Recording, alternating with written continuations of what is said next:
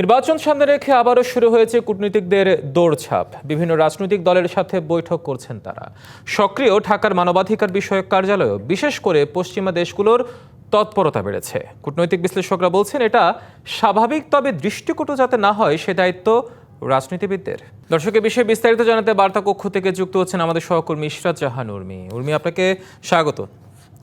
যে বিষয়টি আপনার প্রতিবেদনে যে বিষয়টি দেখলাম, আসলে যে দেশে জাতীয় নির্বাচন নিকটবর্তী হলে বিদেশি মিশন যারা আছে, কূটনৈতিক যারা আছে, তাদের তৎপরতা বেড়ে যায়। আসলে আপনি যেটা বলেছেন যে কারিগরি সহায়তা দিয়ে ইউরোপীয় ইউনিয়ন, কিন্তু সাধারণ মানুষ আসলে বিষয়টি কিভাবে দেখে?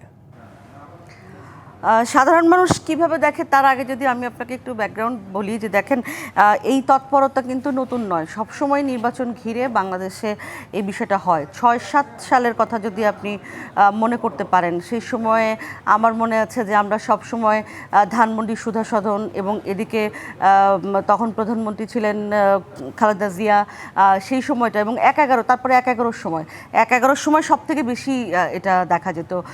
তখনকার মার্কিন রাষ্ট্রদূত বিউটিনিস, প্যাট্রিসিয়া বিউটিনিস ছিলেন সে সময়। যুক্তরাজ্যের হাই কমিশনার ছিলেন আনোয়ার চৌধুরী। তারা কিন্তু সব সময় এই জায়গাগুলোতে প্রতিদিন প্রায় তত্ত্বাবধায়ক সরকারের আমলে দুই নেত্রীর মধ্যে সংলাপ কিভাবে হওয়া সম্ভব, কি হতে পারে, সেই বিষয়গুলো নিয়ে তারা সব সময়, এবং এটা কিন্তু এক ধরনের কি বলবো আমি, যে দৃষ্টিকটু ব্যাপারই ছিল। এবং দিনে দিনে বিষয়টি এক ধরনের আমি বলবো যে নিন্দনীয় বিষয় হয়ে উঠেছিল, যে অন্য একটি দেশের রাজনীতি নিয়ে, অভ্যন্তরীণ রাজনীতি নিয়ে এভাবে কেন কূটনীতিকরা দৌড়ঝাঁপ করে। সেই বিষয়টা কিন্তু কখনোই খুব একটা বন্ধ হয়নি। এই মুহূর্তে যেটি হচ্ছে যে সাধারণ মানুষ, আপনি প্রশ্ন করেছেন সাধারণ মানুষ কি চোখে দেখে।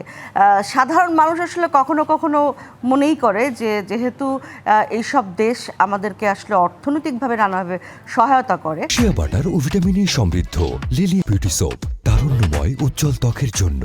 রিমার্ক। ফলে এরা কখনো হয়তো এরকম এক ধরনের নাক গলানোর সুযোগ তারা পায়। সাধারণ মানুষ জিনিসটিকে কিন্তু পছন্দ করে না বা খুব একটা ইতিবাচকভাবে নেয় না, এটা আমি বলতে পারি।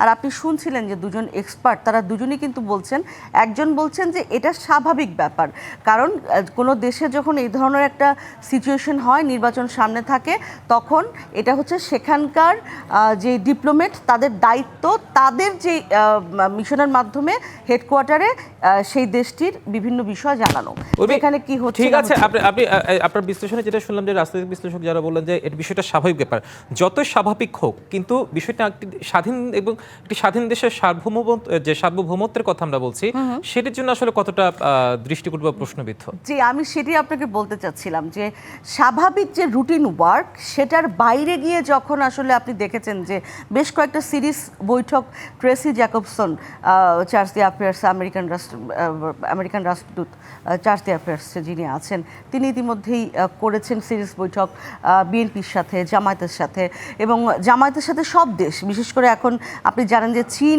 এই অঞ্চলে বেশ একটা গুরুত্বপূর্ণ ভূমিকায় চলে গেছে। এর আগে আমরা ইন্ডিয়াকে দেখতাম এই ভূমিকায়, এখন চীনকে দেখছি সেই ভূমিকায়। চীনও বিভিন্ন জায়গায় জামাত নেতা, বিএনপি নেতার সঙ্গে যোগাযোগ করছেন বা যাচ্ছেন একেবারে।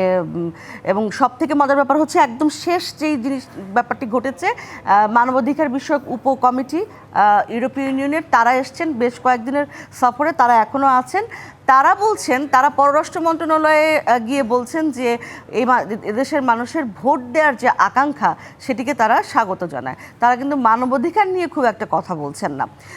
রুটিন ওয়ার্ক করলে সেটার কোনো সমস্যা নাই, সেটা সব দেশই করবে, আমাদের দেশের কূটনীতিকরাও অন্য দেশে এই রুটিন ওয়ার্কটা করবে। কিন্তু যদি সেটি আসলে দৃষ্টিকটু হয়, যদি বিশেষ কোনো ব্যাপার ঘটে, তাহলে কিন্তু মানুষের মনে একটা সন্দেহ দানা বাঁধে যে কেন কূটনীতিকরা এত বেশি সন্দেহ জাগে, দৌড়ঝাঁপ করছেন। ফলে আপনি দেখছেন যে আরেকজন এক্সপার্ট কিন্তু বলছেন যে স্বাভাবিক থাকলে ঠিক আছে, কিন্তু এটা যখন খুব বেশি মাত্রায় হয়ে যায়, তখন এই প্রশ্নটা উঠবেই। নিশ্চয়ই। সেটা আপনাকে ধন্যবাদ আমাদের সাথে যুক্ত হওয়ার জন্য এবং আপনার এই বিশ্লেষণটা আমাদের মাধ্যমে দর্শকদের জানানোর জন্য।